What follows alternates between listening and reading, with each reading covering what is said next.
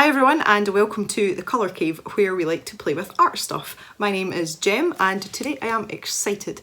I feel as if I've been neglecting my colourist viewers a lot the last little while. Just between Inktober and one thing and another, the nameplates are getting kind of samey, so I wanted to switch things up a little bit today. And this is courtesy of our friend Judy. Hello Judy if you're watching, who some time ago was kind enough to send me a copy of Tattoo Darlings by Hannah Lynn, which is it's a book that I've wanted for quite some time. When I look into things like this, I'm usually quite inspired by some of the pictures you see online and that sort of thing, but I was actually really inspired by the cover of this book, and that is kind of where today's video has come from. When I see a Hannah Lynn picture, I don't know what it is, it just screams out colour me and marker, so that's kind of the starting point for this picture today. But not only that, we're going to triple whammy it. We're using marker, we are going to use some coloured pencil after that, and more to the point, this is Createspace paper, and I know some of you really have an issue with that, so I want you to come with me today and see how I tackle those three things together. Let's get to top down view and we can get going.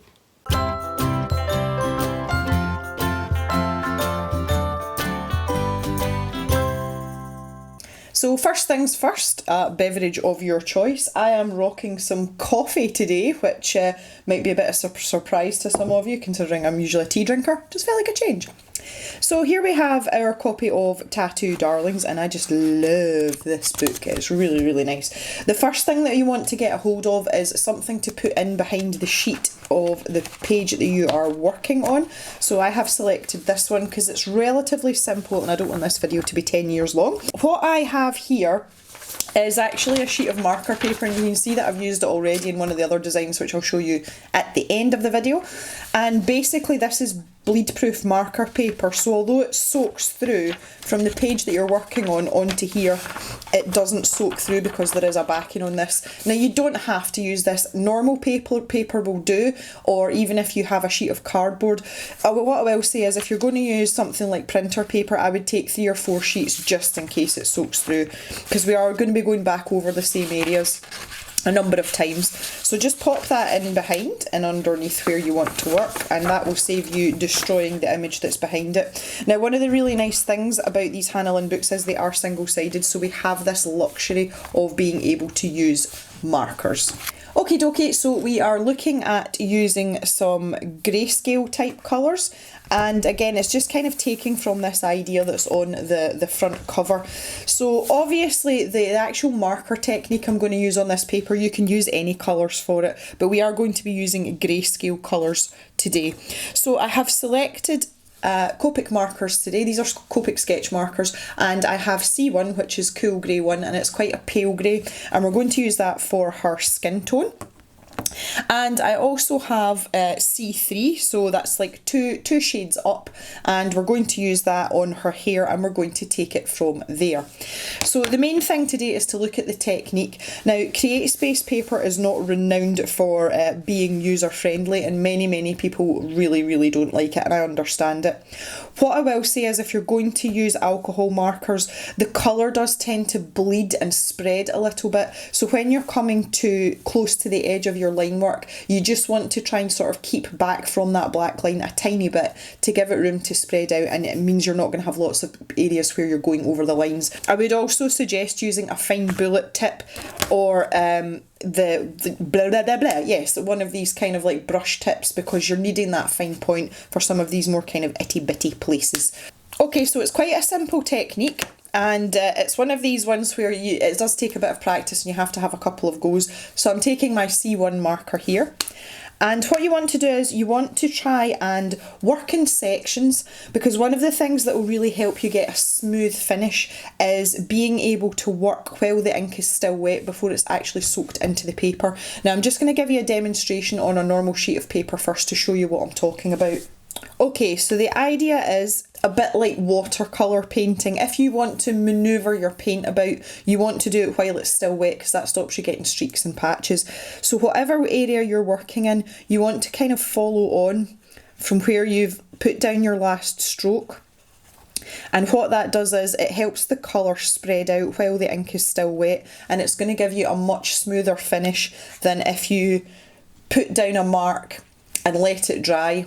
And once that's dried in, what it's doing is it's giving you like a solid permanent line. So the next time you go back over it with the tip of your marker, you're going to have like a tide mark, and that's what we want to try and avoid. Now, when you're using specialist marker paper like this, it's not so much of an issue because the paper is designed to work with marker. So it's going to be far less obvious here, and you can see there is only a tiny little line. However, because we're working on the Amazon Createspace paper, it's not really designed for markers, which is why this technique's really, really helpful. So if we start with our face here, have a little look, and the face is going to be the hardest part because it's got the largest surface area, but there are ways around this, and what you have to kind of do is plan out where your brush strokes are going to go. So an obvious place to start is here. So we want to just put down a layer and try not to go over what we've already put down, because every subsequent layer of your marker is going to darken down the ink. And it's just like layering pencils or anything else for that matter. And the layering technique is also something that we can use to our advantage to give us some contours and a little bit of depth and shadow, but we'll come on to that a little bit later. So the idea is, and the same way that I would do with coloured pencil, is just get that first light layer down. So you want to work reasonably quickly. As I say, you want to keep going while that ink is still wet. Now this first layer may be blotchy, but it's not the end of the world. So there's a sensible part. I've just gone across the top of her forehead there, and I'm going to do the same thing, and I'm going to bring it down here. Again, we want to keep working while we've still got the wet ink. So where you've finished your stroke, that's really where you want to start your next stroke, and it gets more difficult as you come into a larger area, but if you just keep going and alternate between those areas, you will get there. And as I say, we're going to spend some time smoothing this out, so it's not the end of the world. When you come down to this nose area, that is going to be the worst, but do not panic. So I'm just going to try and come down to her mouth here, and then start really bringing out these strokes.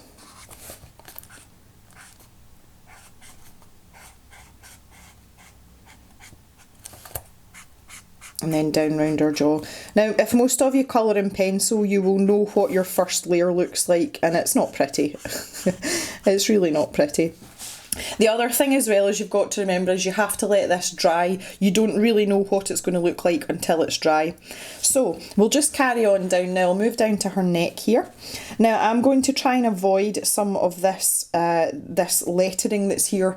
I'm going to use a darker colour over the top of it. So again, it's not the end of the world if we do go over it, because this is a really pale colour.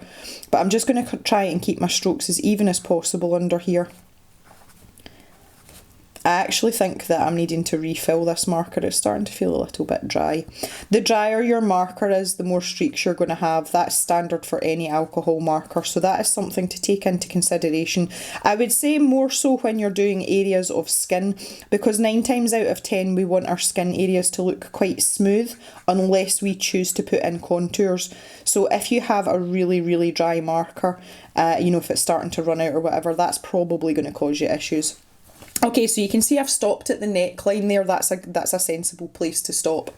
So we're just going to continue on down now, and I'm just going to fill in all these wee itty bits, and you don't have to be as careful here, it doesn't matter quite so much. But just bear in mind, if you are on this Createspace paper, especially with the thinner lines, these ones are quite thick, but when you're getting into these finer lines, try and keep your marker a little distance away, because when you start putting your layers of ink down, when it starts to spread a little bit, it's not going to travel on into your other areas and make you look like you can't colour inside the lines.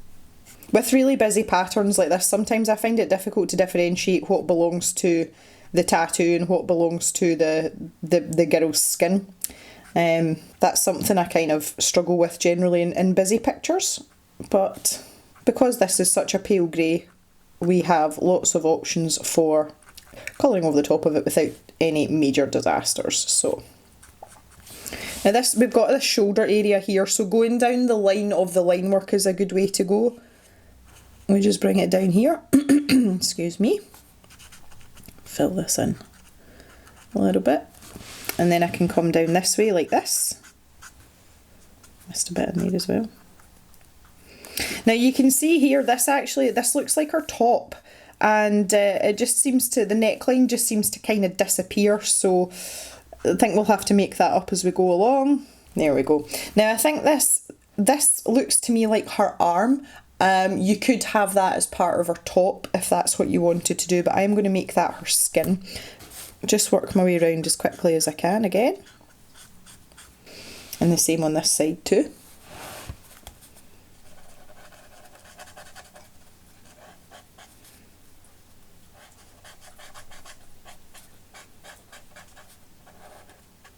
So if I go back up to her face now, you can see it's not quite as blotchy as it was, which is great, that's what we want. It is very, very delicate though, and almost looks as if I haven't coloured anything. So I want to put down a couple more layers of ink on top just to really sort of make it look grey. That's the, you know, that's the way that we want to go with it.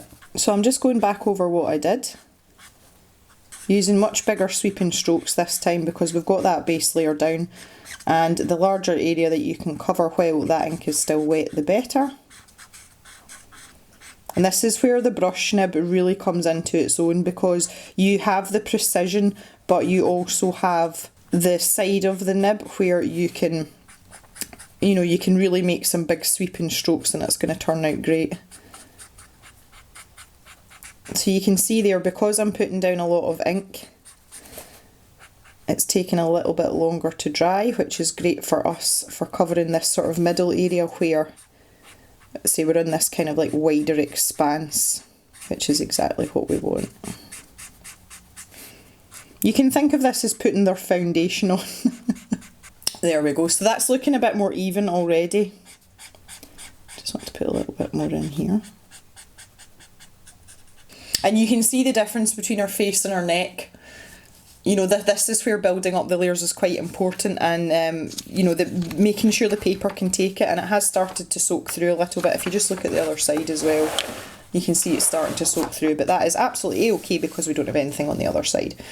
So the same thing again, I'm just going to go back over the neck area and get this looking roughly the same shade as her face, because that would be nice. I know a lot of people that can't apply makeup don't seem to grasp that concept. Your neck is naturally, especially if you're a person that spends time outside, obviously, your face does tend to be a slightly different shade to, you know, like underneath your chin here. I am a sufferer of that on account of living on a farm and spending a lot of time outside.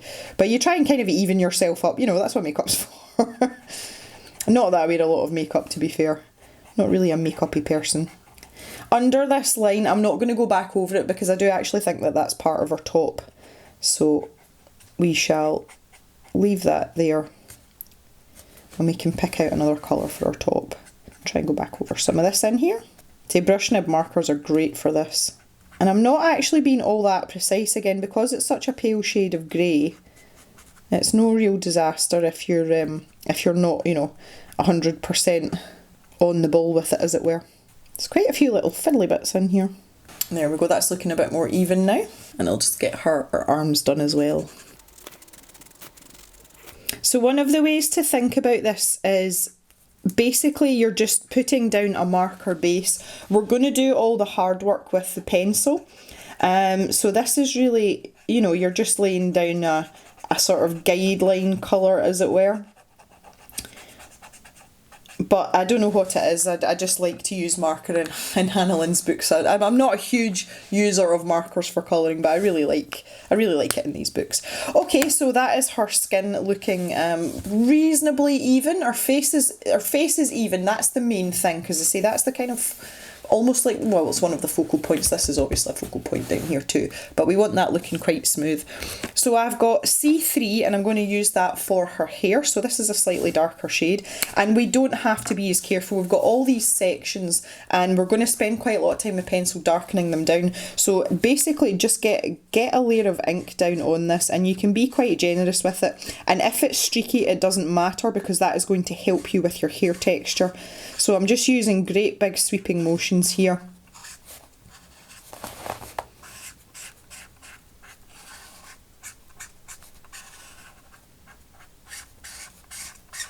To cover up all of this beautiful hair.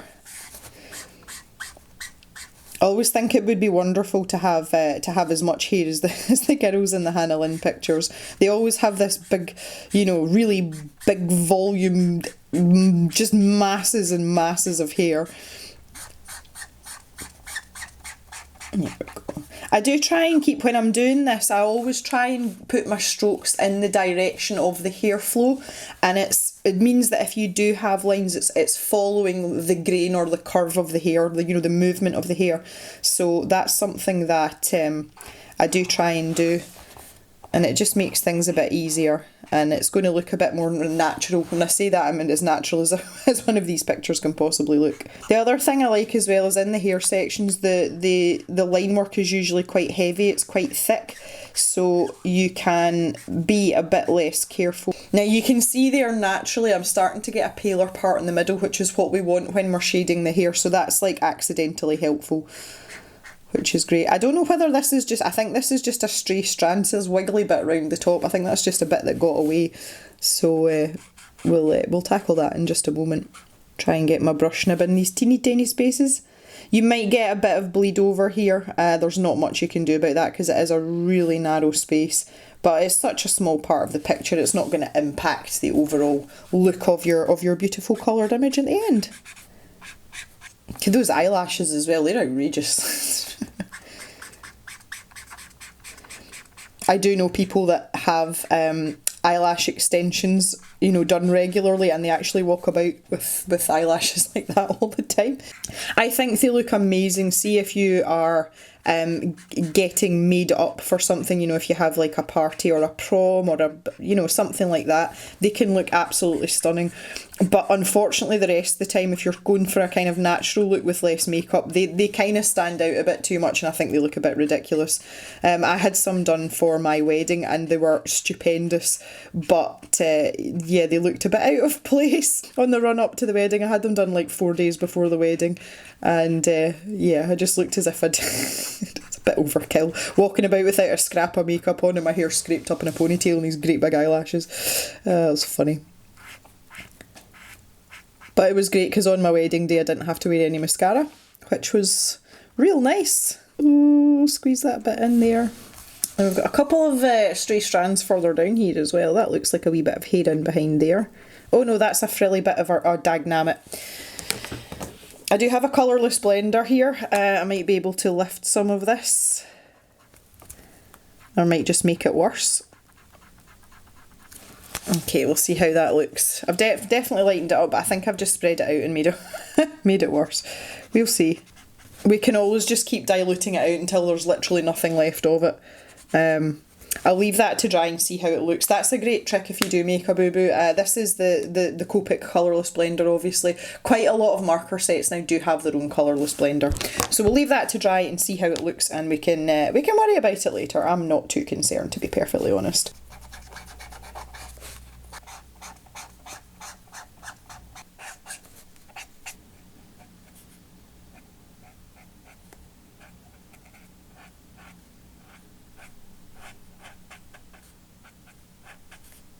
Okay, so while we're waiting for that to dry, we are going to come down the bottom and just do our hands. So jumping back to C1, and exactly the same technique as before, and I'm just going to follow the flow of the line work. So get this down in here.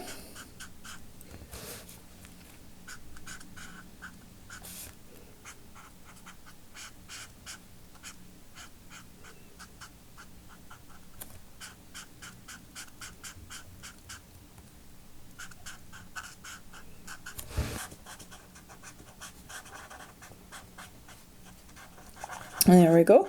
I'm trying to figure out what this mulchy stuff is. It looks like mud, like she's dug a skull up out the ground, but I think it's supposed to be ashes, beauty for ashes, but I'm not entirely convinced that I want to stick with the greys. I think we might actually. Yeah, okay. I've got C5 here, which is just 2 steps darker than our C3. So I think we'll just go for it because it is in keeping with the theme of the picture and the colour scheme that we've chosen. So this is quite dark, and I think we'll just keep it. I'm being quite generous here in my lay down, and I'm going that sort of scumbling motion, in the little circles. just to sort of help with the texture, but it is going to end up quite smooth, but we can go back over with some pencil. So one of the nice things about using markers in situations like this is you can get a large area of coverage fairly quickly, and when you're used to using pencil, that is really nice for a little change, because using pencil is very time consuming, and also sometimes it can be a bit soul destroying if you've got a complicated picture. So I find it very refreshing, you know, it's a nice wee change to just be able to whack down some colour and, you know, have half your picture covered in a few minutes. It's really nice. I like it. Try and be a bit more careful in here. There we go.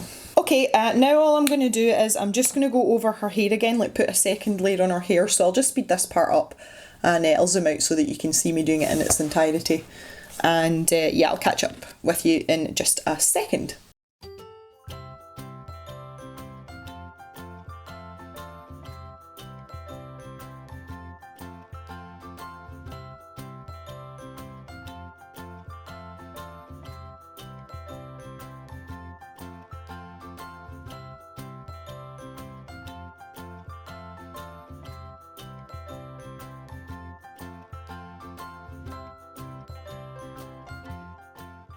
Okay, so in this sort of front fringe section or bangs section, I am going to try and keep some of this paler shade, and I've done it with this section here.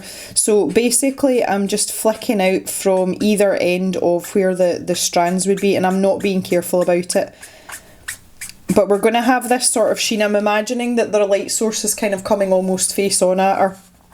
So that's going to give us like a natural sheen or highlight in that middle section where it sweeps down.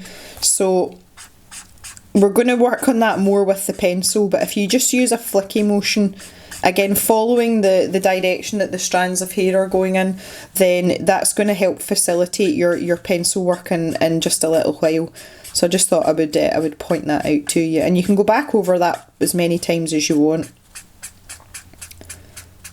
I don't want to overdo it too much. And there we go. So you can see that's quite a stark difference, and that is only using one marker. You can colour these pictures entirely in markers and get a really great result, and I think that markers are a bit underrated for that kind of thing in terms of getting some depth and shadow. I could have gone to town and done the same here, but I just wanted that sort of, I wanted it to be subtle, but you know, the fact that it would still be obvious. And if I had it going on everywhere, because she does have quite a lot of hair, I just felt it had been a little bit of overkill. Okay, so I'm happy with my marker base for her skin and her hair. So we want to move on to some of the other areas now. Now I want to keep a limited colour palette. And again, if you just look at the front cover, you can see here, apart from this sort of tattooed area down here, each of the girls have just little pops of colour. So that was kind of what I wanted to stick to. So there's foliage here and there's flowers here, so I want to go with green and red, and the reason I've picked these colours is because I want to give her green eyes to match our foliage, and red lips, which will make the flowers red as well. And again, you know, you choose whichever colours you want, but it's just a nice way to go about it. So I'm going to start up in this top corner, and it's just the same thing that I've been doing. I just want a layer of ink down in each of the sections, and I won't be going back over these the same way as I've done with the skin and the hair. It's just one single coat, and we can use our pencil to really sort of, you know, make the most of this, especially in these smaller areas. Now I am picking and choosing, I'm deciding what's a flower and what's a leaf here, you know, what's a petal and what's not. That's entirely up to you what you want to do with it. In little sections like this, it's, you know, it's down to the artist's discretion. Oh, these little tiny leaves in here. I think that might be a flower. Is that a flower? No, that's a flower. Okay, we'll make these leaves then. Yeah, I think that's a flower in there.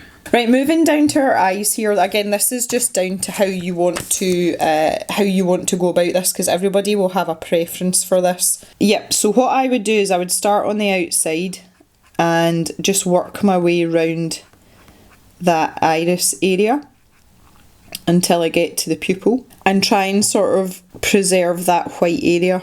Now again, we have the joys of things like white gel pens, so we are not going to worry too much if we take the marker in too far. because it's easily remedied. There we go. And look how much they pop out. Isn't that just absolutely lovely? So let's move down here and see what we can do with this without too much effort. I think the lettering, I'm going to make this lettering green because it seems to be that some of them are, you know, like the vines for these leaves. So that makes sense in my little head. Some of these are teeny tiny. You may even want to go in with a fine liner to do these areas rather than trying to do it in marker. The brush tip on the Copic sketch markers is very, very tiny. So that is, you know, it's quite helpful in this situation. But if you've got kind of chunkier markers, you might want to opt for a fine liner instead. And you're not going to notice that much of a difference, to be honest. So I say go for it. There's not many areas here where we can actually pop the ink in. I think with this section down here, and this is not a criticism, it's just an observation, but I think maybe for some of this lettering they could have done with making the line work a bit finer. You know, because the line thickness is really, really thick, and it is a characteristic of the Hannah Lynn pictures, full stop. But I think that you're kind of losing a bit of the actual artwork itself because it's just all the lines are kind of like bunching up together. And down here it's quite difficult to tell what belongs to what as well. See, this might be a leaf in there, that might be a leaf in there. Oh, I've missed a bit of my ashes in here. Oh no. I think I'm going to make that a leaf as well. And these look like pansies here, but I'm still going to make them red. That's just because I've gone for this limited colour palette idea. I don't even know what that is. It's a leaf now. This is the part where you start realising that you've missed loads of things. Look how much this green is popping out though. This is great. I'm really enjoying this. That's one of the really nice things about using grey, and grey is an underrated shade for sure because it can really make everything else stand out. And if you're wanting that, you know, if you're wanting something quite impactful, grey is a great background colour to use. It's all about contrast, and especially with a kind of neutral shade of grey, you're going to get some really, really good contrast, especially if you alternate between your paler and your darker greys depending on what other colours you want to use. This delicate grey would look really good with pastel colours as well. You know, if you didn't want to go for a really sort of bright in your face kind of look like this, it would be great for that. Great, get it? Oh, that's terrible, I'm sorry. I'm sorry. And there we go, I think we'll go with that. Okay, so I'm going to go in with my lipstick red now.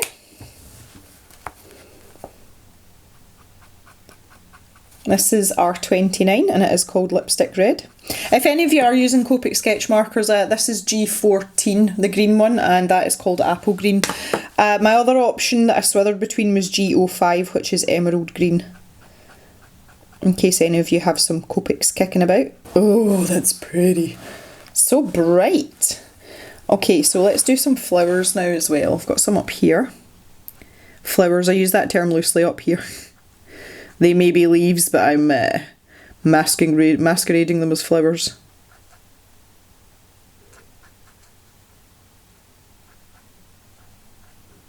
There we go, she's almost looking festive.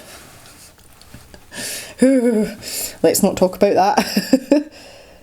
Yeah, I just want to keep things simple, and because I'm using this limited colour palette, I'm going to make all the flowers red. Now again, obviously you don't have to do that, you can do whatever you like. But I like simple things, and I'm thinking more about the overall look of the picture rather than colouring things what, you know, maybe what they should be coloured, what colour they're supposed to be. I don't really go in for that when I'm doing limited colour palettes because it doesn't always work out to your advantage to do that. Here where I had my boo-boo, you can see that it has faded out to almost nothing, so that's going to be really easy to cover up. So don't underestimate the power of a colourless blender because they are handy for some things. I'm not a huge fan of them generally, but they're not bad at all. Okay, now that we've got our red in, I've picked a colour for our top, and I have picked Process Blue, which is B05. And again, it's just thinking about colour schemes. Now I do have my colour wheel here, and I'm going to show you this just so that you can understand where I've been with this. So I've gone for a split complementary. Now, discounting the grey obviously because grey is very neutral, but if we look at the colour wheel here, If we have green, which is our foliage, and red for our lips and our flowers, if you follow this white triangle, it gives you a blue colour, so you know that it's going to fit in with your colour scheme. And I find that matching things up when you're using a limited palette is a lot more helpful, and it generally turns out a little bit better. So now I'm going to work out what is her top and what is not. Because this is a smaller area as well, it's a bit easier to work in. You know, it's like we were talking about before with the face, and then you start getting into all these fiddly bits and it all goes horribly wrong. But again, because this is fabric, you know, we're going to be putting in a bit of texture and quite a few lines and things with our pencils, so it's not imperative that the base is absolutely, you know, baby's bottom smooth. That does not need to be the case. Just as long as you're getting a reasonably even coverage, then you can do the rest of the work with your pencils. So get this down in here. I am trying to be careful around these leaves because I don't want the blue soaking in. Get that in there. I think that might be a slither of blue in there. Whoa! This down in here as well. If you are quite new to brush markers, they do take a bit of practice. They can be quite difficult to control if you're not used to it, but all I would say about that is utilise the point and the side. So when you're working in fine areas, if you hold it, you know, straight up and down, you're going to get on a lot better. And if you're wanting to cover slightly wider areas, tilt them, you know, maybe like a 45-degree angle, and you will get better coverage than if you're using them point on. And say brushes are just practice, and it's something I have to say that my brush marker skills have come on since I started painting, because obviously with a paintbrush you're doing the same thing. So I found that really helpful, because my brush marker skills, they're still not great, I'll be perfectly honest, but they are better than they used to be. And I say I'm just putting it down to the learning to paint thing that I've been doing for the last little while. I'm actually itching to do some watercolour painting. I've not done much painting recently, just with Inktober. It kind of like took up all of my time, so I'm probably gonna have a watercolour weekend. I haven't had one of those for a while, and I'll sit and do maybe 3 or 4 paintings, just because I can. There we go. We've got this little kind of frill here, which I'm assuming is her top. It could be hair, but again, artistic licence. So you can see how much those colours are popping out against the grey. That is exactly what we wanted. Now finally what I'm going to do is I'm going to touch up my parts that I missed down here, because there's 1 or 2 of those. Something I am very guilty of. So this is just my C5 marker back in there. Right, now these parts inside the skull I'm also going to use the C5 on. They are quite heavily shaded already, but we're going to do a little bit more work on those. So I'm just wanting to get those filled in. And for the skull I have W1, which is warm grey one, so it's still going to be a very desaturated colour, but I just wanted it to stand out against, I've just realised I've missed a blue bit, excuse me.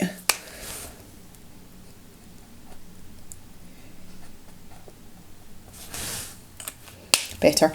I just wanted it to stand out against the skin tone of our lady.